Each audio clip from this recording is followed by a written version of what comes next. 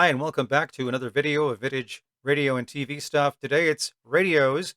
I've got three radios from back in the 50s and 60s I'll be showing you during this video. So let's get started with our first one, a GE dual speaker radio from back in the 60s. Let's begin with our first one. This is the 1960s GE dual speaker AM radio. Comes with a on-off switch that pulls in and out. There's the AM dial and the dual speakers as well. Pretty exciting. And here's the back of the radio.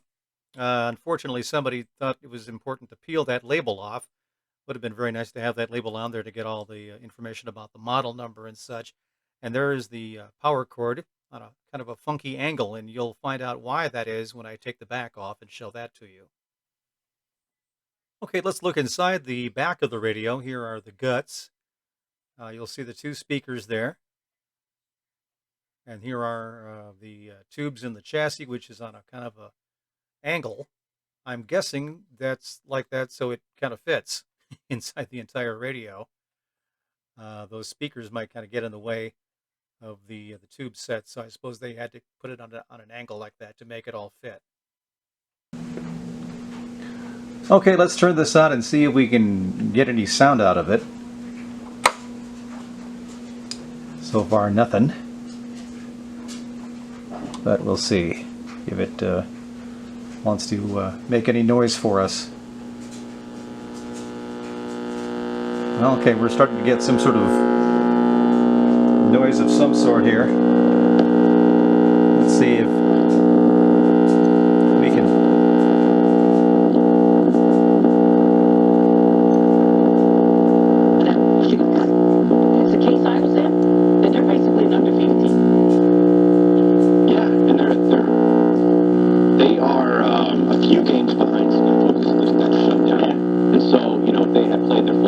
This is our local AM station here in town.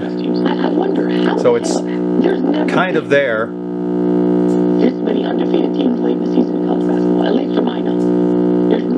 I'm no engineer, but I'm sure it's a part that's dried out or just is, not working anymore. But in the right hands, I suppose you could probably make it work if you wanted to. And it would probably sound pretty good with those dual speakers. Our next radio is another AM tabletop radio. This is an Admiral Model Y3104A AM radio made by Admiral Company out of Chicago. And it has your standard on-off switch and tuning knob in the front with a single speaker. Let's take a look at the back of the radio. And this time around, there's all kinds of stuff to look at.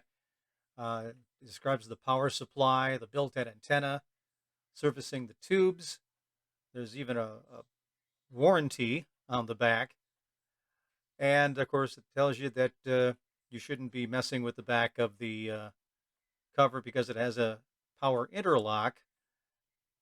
And if you've ever tried to disconnect the back of one of these radios and then try to put it back on again, it's not easy because those little interlocks need to go in just the right slot to plug into the back of the chassis of the radio. So it's a little tough.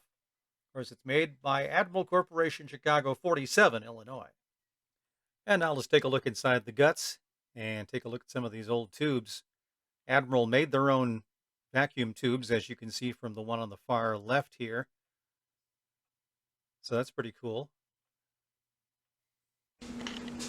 All right, let's see if we can't get some sound out of this radio. I just turned it on, so let's listen for any kind of hum that might kick in. It's hard to get any instant gratification from a radio when there's tubes in it, apparently. It takes a while for it to warm up, but I think we've got something now.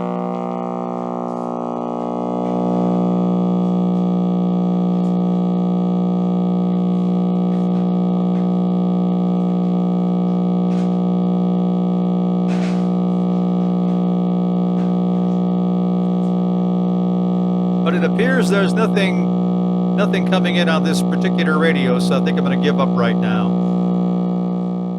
All right, that's enough of that. Our last radio is the Philco C660 portable AM radio. Comes with an off-on switch, a literally off-on switch. When you turn it off, it goes on and then stays on and stays on and keeps on staying on until you find out you're almost off again, so you turn it back to off. It also has of course, a tuning dial, which includes the civil defense frequency. Very easy to find that particular frequency on this particular radio. Here's the back of it, the guts, all tubes, of course. And it ran only on batteries, which would have fit right in here. One thing you'll notice on the side is what looks like a light bulb. And it is indeed a light bulb as part of I guess what was a flashlight on this radio.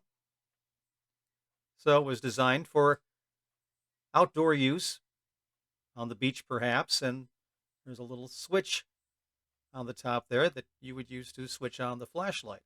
Here is how the batteries are set up, what types of batteries you needed in the inner back of the case. And you'll notice that there's actually an advertisement that I found for this particular model of radio that came with the built-in flashlight made by Philco. And that's going to do it for our look at 3 tabletop radios from back in the 50s and 60s.